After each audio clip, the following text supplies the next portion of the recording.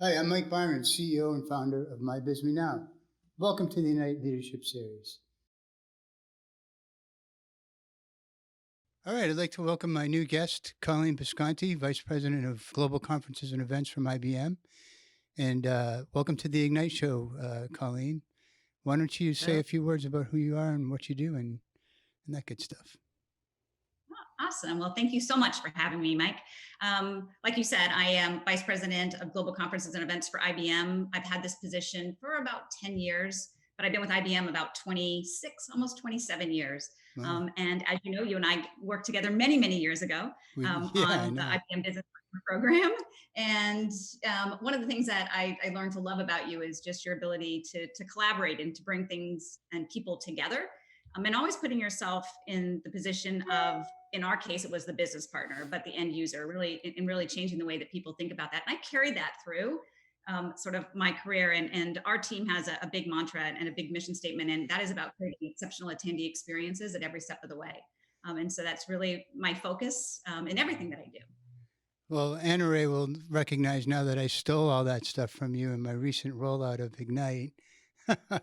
It's in all my statements of work and everything. If it's not perfect, it shouldn't get done if you can't do it flawlessly. Hey, let's talk about a little bit about how you got to where you are. We've talked before about sort of rounding out your experience in different areas.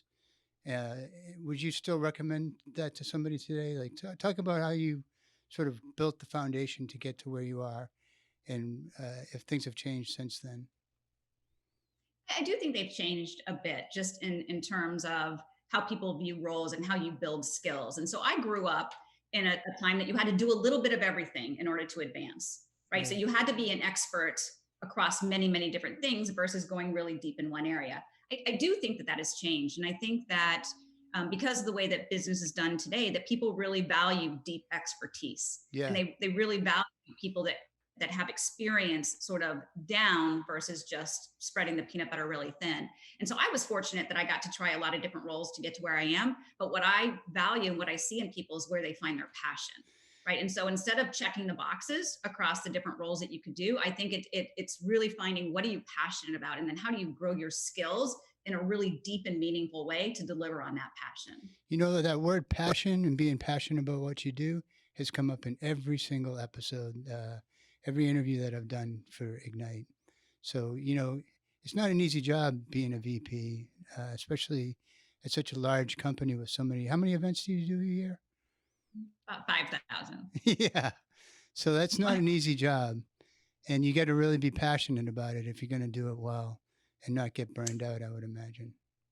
Yeah, well, it's not just passionate about what we do, but it's passionate about the attendee, right? How are we creating these meaningful, rich experiences for our attendee? And COVID just completely turned us on its side, right? Like so many other people and like so many other industries, the whole idea of face-to-face in an instant went away, right? Yeah. And so how could we and how did we quickly pivot to not just turn everything digital, because you can't recreate a face-to-face experience digitally, but you can do meaningful things digital. And so how did we do that? And that's what we've done for the last 6 months. We're looking at doing for the next 6 months or possibly more, and then moving back to hybrid. I don't think that we'll ever see the kind of large sort of corporate face-to-face events that we have in the past. I think those days are gone.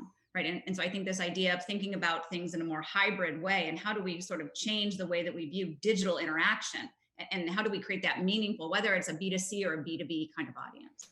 Yeah. You mentioned that you guys had just sort of switched, internally to a face-to-face sort of business model where you're going to have people co-located in different labs throughout the world. And it was kind of like, hey, get on board or get off the track because the train's coming type of thing.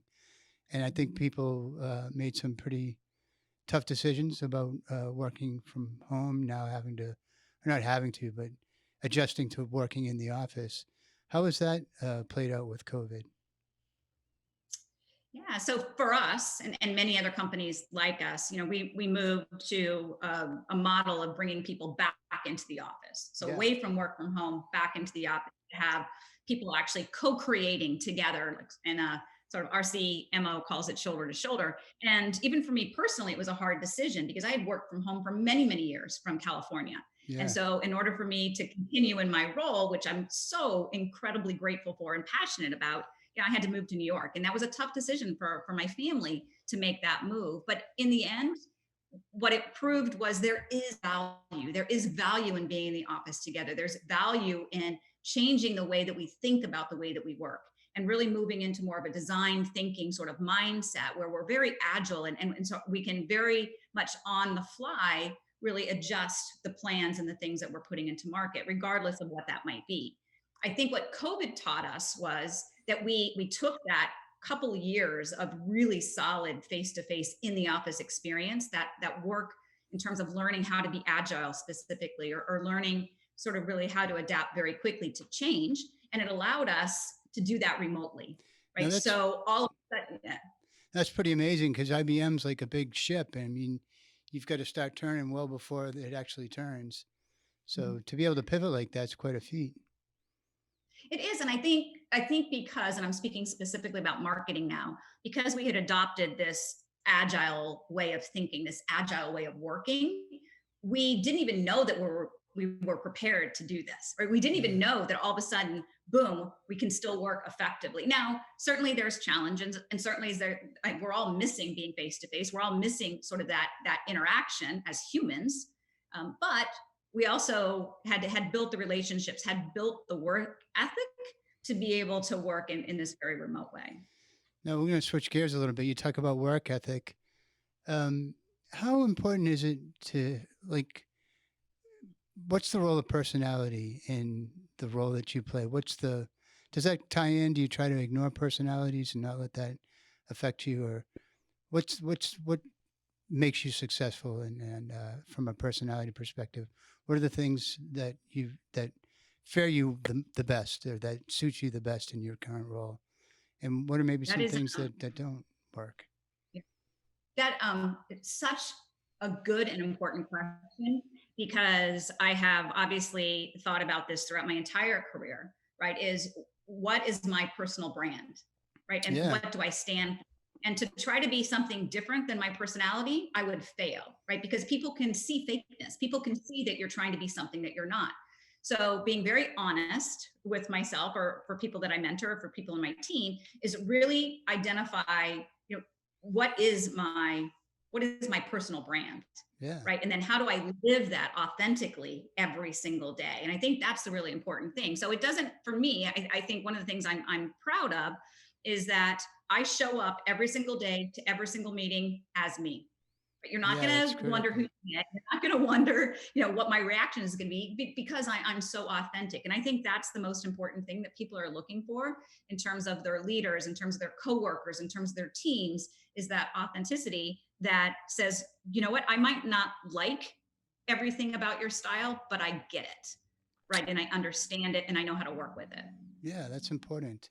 Um, being yourself, it sounds like that's sort of, I mean, you pretty much said that's brand authenticity in and of itself. And I know consumers and customers are now, especially the younger kids coming up, are really, that's at the center of how they value corporations and who they want to do business with is people that are genuine. And that extends, I mean, you guys are an extension of IBM. You are the brand. Mhm. Very much. Yeah, talk about this brand immersion or immersion into the brand. So I think we had talked a little bit about when somebody shows up at a conference, how do they know where IBM is on the floor? So it's really interesting because the example that you just gave would be, do we show up at a third party place where it's not our event, or how do we show up when it is our event? And for me, this idea of being on brand, and it doesn't matter what your brand is, right? But it matters that you understand, what does your brand say or stand for? Like, how do you make sure that the words, the actions, and the values that you're putting out there Are are truly consistent. representative Yeah. of your brand, right? And how do you do that consistently? So I've worked very, very hard over the last number of years to make sure that anytime anybody shows up any place face to face, that you don't have to see the IBM logo, but that you know it's IBM, because we are so true to our brand every single place that we show up. And I think that's so critical, is for people to define what they mean by the brand, right? What does the brand stand for? And then how do you make sure that you're true to that through every single thing that you do? I think that is critically important as people start companies, as they try to evolve companies, or as they live with a company as old as IBM, is to really understand the importance of the brand and the reality that people want to relate to, they want to buy from, they want to be sort of linked to brands that have the same values that they do, and that matter the way that they do. And I Sure. think that, everything we've lived through in the past couple of months, especially with Black Lives Matters, how has that just put a spotlight, right, on the values of our brands, right? And how do we do, and how do we react? And I think it's such a great chance for us to really look inside ourselves and our brands to make sure that we're truly authentic at every single step. Yeah, and I think also from a leadership standpoint, the folks that work for you that you're leading into battle, that it makes them want to follow you if you're authentic, and Mhm. it doesn't, like you say, you can work with somebody's personality so long as you know it's really them, and you'll follow them into battle. Yep. Yeah. Hey, let's talk about who you follow into battle, and what types of leaders have you been inspired by, and what types of things do you admire most about some of the leaders that you consider role models? So definitely going back to that same sort of two words, authenticity and passion, right? I definitely align myself to people. And so at a very young age, right before I started working, it was my dad, right, who taught me about passion, who taught Yeah. me about being yourself, and watching him as he interacted with people, whether it was work people or family or friends or just Yeah. strangers, really instilling that in me at a young age, I think really set the foundation for who I became as I became like a worker, right? Yeah. As I joined sort of corporate America. I think I tend to lean in to leaders that are that way as well, right? That get things done not because they're like pushing everything without understanding the people that are doing the work, but with understanding how to make the most out of an organization, right? How to inspire and how to continue to motivate your employees in a way that makes them feel proud, right? Proud about the work that we do, proud about the way that we deliver results to the business, whatever your role is, right? But still, at the end of the day, you're delivering some sort of results. Yeah. I happen to work for an amazing CMO at IBM right now, Michelle Palooza, who has a fantastic background. But I have learned so much from her around consistency and ways that you motivate and lead and trust your organization, right? To take the risk, right? To be curious and to try. And if that means failing, it's okay, because we're going to stand up and we're going to do it again better the next time. And so I think that idea of more motivational, right? Versus I'm going to beat you up when you don't get the results that we Yeah. need. I think that's really powerful for me and what motivates me as an individual. So, are there aspects of what you admire in your leaders that you've actually sort of incorporated into your own sort of approach? And is that faking it, or is that still true to being authentic to your brand?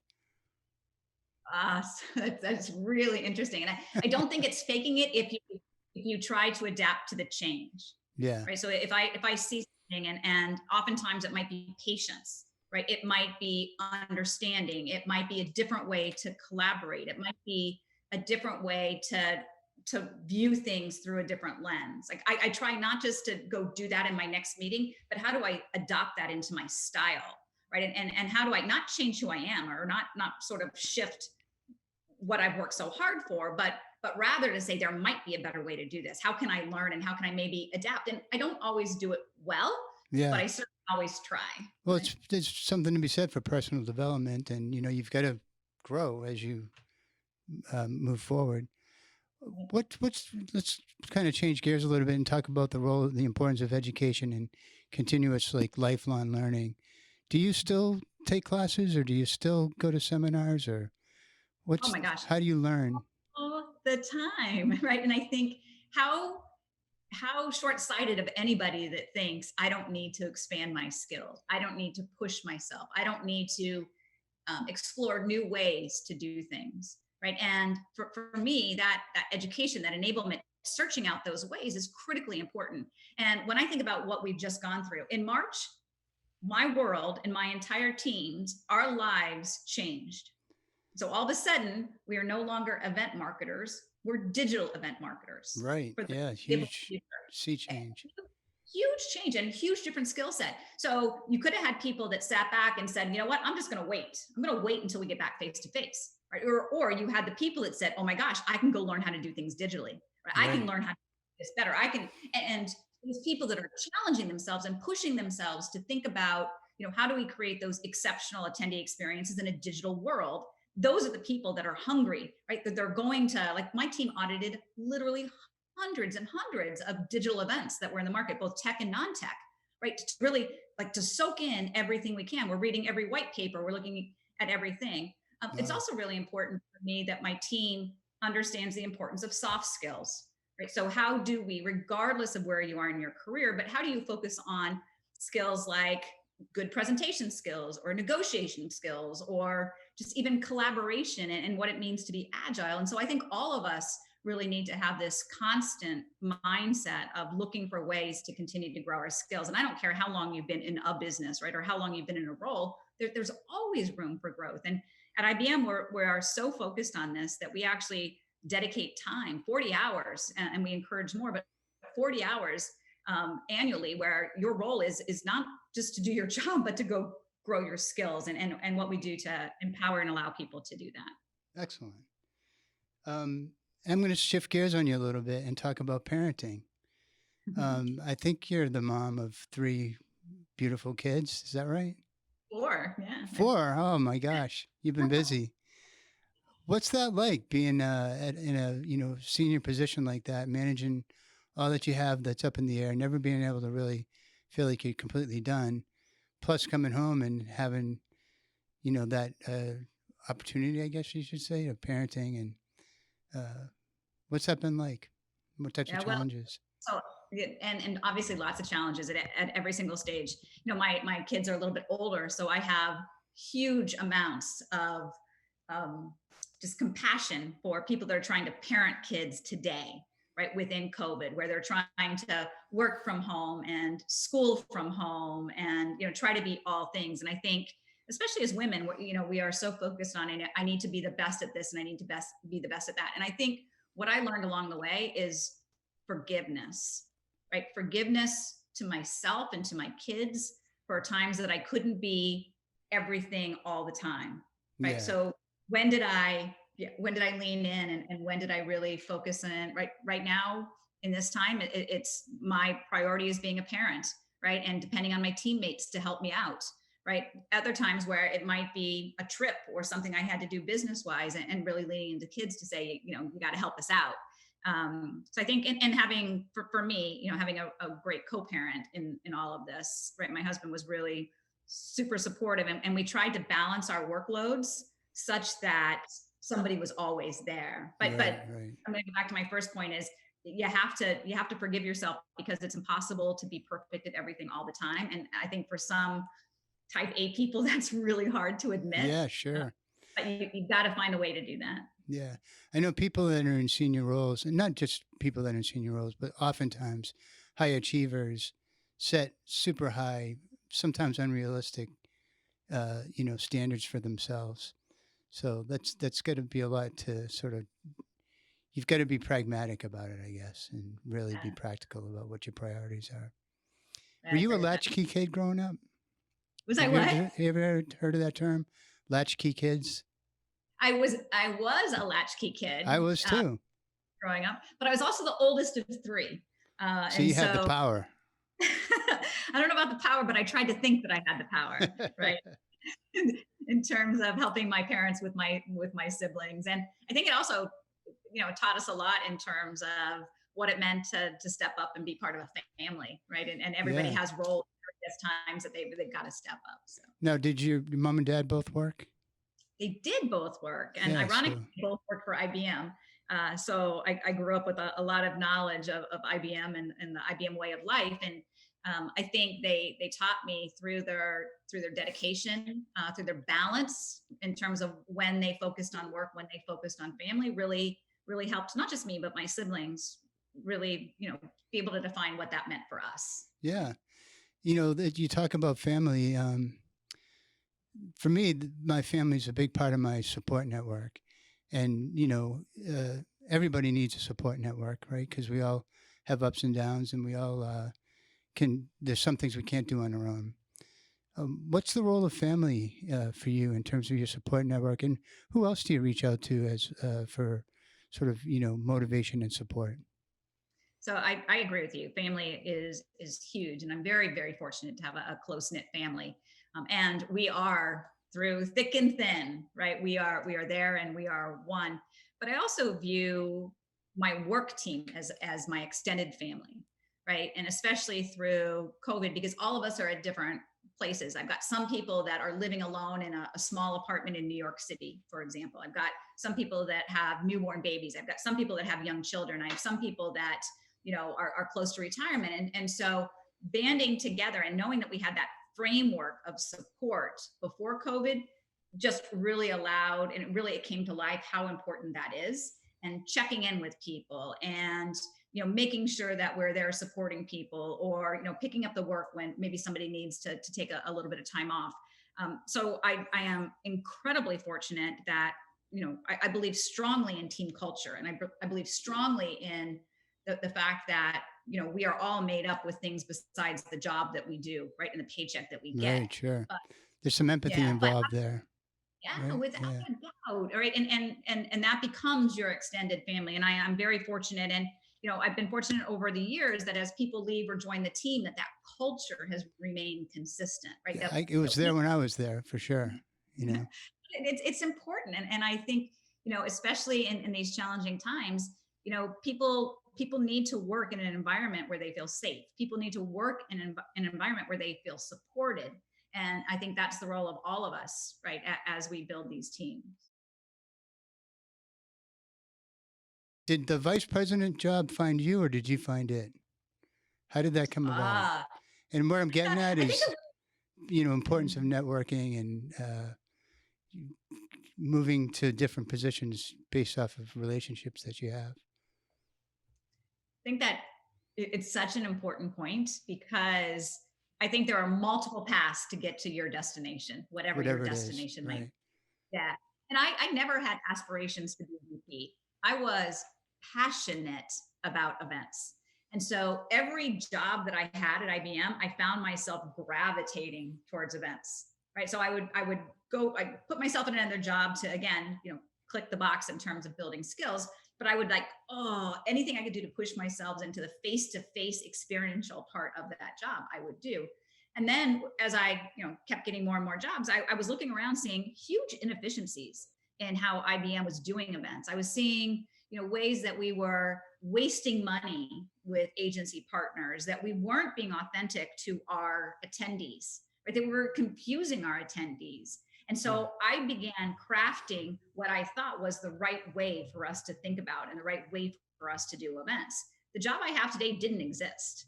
Right. So I ended up sort of forging my way, saying we have missed opportunities. We're wasting money. We're being inefficient. And I kept going up to our leadership team saying, I think there's a better way for us to do this. And I finally had one of the VPs at the time say, well, then show me what you mean. And so that gave me an opportunity to craft an organization, right? And put together sort of what I thought would be the value to attendees first and IBM next, to Yeah. having some consolidated way to think about this. And so that's how, and then all of a sudden, it's like, oh my gosh, this is a VP role. And I was like, okay. So, but for me, the important thing was really seeing where there was a gap, and then what could I do, or what plans could I put in place to fill that gap. And I think that's an important lesson, regardless of where you are in an organization, is don't wait for a job to become open, or don't wait for Yeah. somebody to tap you on the shoulder to do a job, but become your own champion, right? Champion for what you believe in, champion for what you think the business needs. And I think, as I mentor a lot of people that are coming up now, and as I think about my team, I want people to challenge me. I want people to identify those gaps, right? I'm Yeah, more sure. than happy. How do you create opportunities? You can learn from anybody, right? Yeah, Um, exactly. what do you think about the concept of working yourself out of a job by giving your employees more and more rope, more and more leash? It's funny. I've never thought of it that way, that I would work myself out of a job. The way I think about it is that they're challenging me to be better, to make Yeah, us collectively better. They're challenging to raise the bar in terms of what we do. And this new digital first world has given us an ability to do that. I am like, my door is open. I am open to any idea. I'm open to any viewpoint around how we might do things differently to have a better experience for our attendees. And so I want my team to challenge me. I want them to challenge each other. And I never worry about working myself out of a job, because I think with that effort, we elevate all of us, yeah, right? yeah. The And more to power you give, the more power you get, right? without a doubt. Yeah, interesting. And that's my job, right? My job is to provide an environment for the team to succeed, right? In the role that we have and the business that we want to deliver. My role is to take down roadblocks. My job isn't to judge. My job isn't to really, boss people around. It's to enable Sure. people to do their best work. And I truly believe that. And that's what I spend my time doing every day. Sort of like the servant leader approach that's kind of Yeah. tied to agile, right? Yeah. Let me ask you, does it matter being a female versus a male? Are women, do you think, more naturally sort of nurturing and empathetic, and or not? Does it make a difference? And also, IBM's such a, I think they're a forward-thinking, progressive company, but in the industry overall, don't you have to work a lot harder to be a female, and you show even higher results than your male counterparts to be taken seriously? Does that exist, or is that just a myth? So it's an interesting question, and I don't know if it exists or if it's a myth overall. I can just tell you my own experience. Yeah, I think I put that pressure on myself more than the business or the environment put that pressure on me, and that's just that. I think that's just who I am. And I'm also fortunate to work at a company that is very much values diversity, and I never thought that I had to fight against my male counterparts, right, for the same jobs. And some of that is because marketing is very, very female sort of heavy, yeah, just in general in the industry itself. But some of that is really IBM, and the way that IBM has been a long sort of proponent of diversity in the workplace, and females in general. And so I've been very fortunate in that. But I do see that in our world, and I see women, and I'll use now as a great example. I even have people on my own team that are afraid, because I can't take my child to daycare, is that going to harm my career? So right. I think it's up to us as leaders to really reinforce the progress that has been made around females and equal pay and advancement in the workplace. To say, just because we have this environment where now, right, childcare and homeschooling and things are taxing you and your time, it doesn't mean that you have to give up your career. It doesn't mean that you're going to fall behind your male counterparts. And I think that's a really important message that we need to continue to send to our female workers in this particular time, or else we're going to set ourselves back 20, 30, 40 years. I'm going to also ask you to tie into parenting. We'll kind of go back to that for a second. Are there any aspects of parenting that you sort of, that people that haven't parented don't get? In other words, are there skills and things that you've learned from parenting that you can translate into your work? I think there's Or is it more two. the other way around? Yeah, I think there's two parts of that. For me, let's look pre-COVID, right, and what I see longer term. I think what parenting taught me more than anything is nobody's the same, right? And so I entered motherhood thinking I'm going to be this great mom, and like I could cookie cutter the experience across the kids, right, and raise all these amazing kids. The reality is everybody's different, and it's no different in the workplace, right? You really, as a leader, you really have to understand what motivates, right? How do individuals learn, and make sure that you're adapting your communication style and your collaboration style to meet the needs of the individuals versus the masses. And I think that's a huge thing that, as I watch, especially first time managers and people that are fairly new into leadership positions, they really struggle with this idea that every person is different, right? And Right. how do you adapt your style in such a way that that makes sense? And it's hard. It's really hard, and it's a lot of work. But I think people have to do that. I think post COVID, when I'm watching younger parents, I think, and I'm really proud of the fact IBM took a stance that all of us as IBMers, not just leaders, but as IBMers, took a COVID pledge. And part of that COVID pledge was giving permission for people to be in different parts of their home, for kids to be in the background, for pets to be in the background, for people going off camera because a baby's crying or Right. whatever the case is. And I'm really proud that we acknowledged the challenges, especially of young parents, in terms of trying to parent at the same time that they're working. Yeah, it's a Um, lot there. yeah, Yeah. for sure. Um, I'm gonna keep changing things up on you and ask some stuff that you probably wouldn't expect me to ask, but um, we had a really good guest, Susie Lordy. She'll either come on or she's been on one of these interviews, and she has a company that's a nonprofit called 24 Hour Power, where she works to reduce the stigma associated with opioid addiction. Has that affected IBM at all? Have you run into uh, addiction in the workplace and the stigma associated with it? And what does IBM do to help people out that are in those types of situations? So I will say that in my long career, I've never had a direct sort of experience with that, but clearly people are challenged with personal struggles all the time, right? And it could take any um, sort of different view of that. Sure.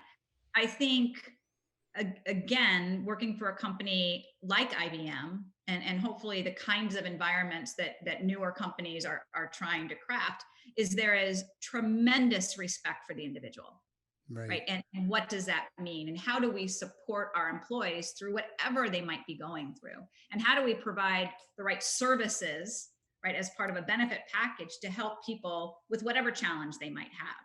And I think, I've watched the company be incredibly forgiving when people might need to be out of the office for either short periods of time or long periods of time. And there's no retribution if you have a situation that has you out of the office, right, even for short-term or long-term disability, that Right. welcome back into roles and recognizing that you, the individual, is what matters, right? And for that, I'm proud to associate myself with a company like IBM, but I don't have any direct, like exact experience that I can share. Yeah. No. Yeah.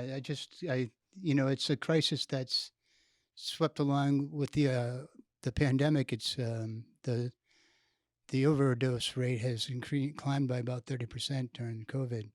So many people have been impacted by it, and even if not directly, even indirectly, have come across that in their experience. Yeah, and I know it's probably more prevalent than I'm aware of within our teams and our environment.